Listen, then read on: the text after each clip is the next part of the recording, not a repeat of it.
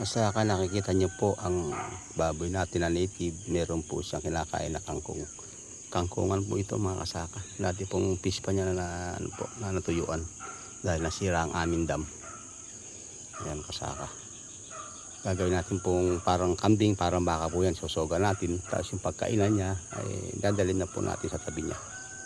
Tuturuan po natin siyang mamuhay ng ng talagang nasa nasa parang.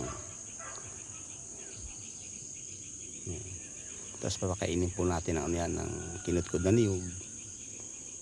Tapos binglid at konting feeds, 30% na feeds para po yung lasa niya, yung laman niya ay maganda po yung kalalabasan. At masarap po siya mga kasaka. Ganyan po ako mag-alaga ng mga native pig. Talagang hindi po nawawala ang kangkong at niyog. Po. Hindi po siya magugutom dahil mayroon to siyang merienda. Hindi niya pa kayang ubusin to. Yan mga kasaka.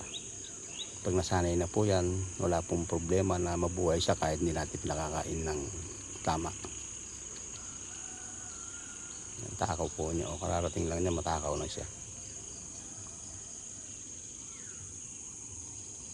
Okay, good morning po kasaka.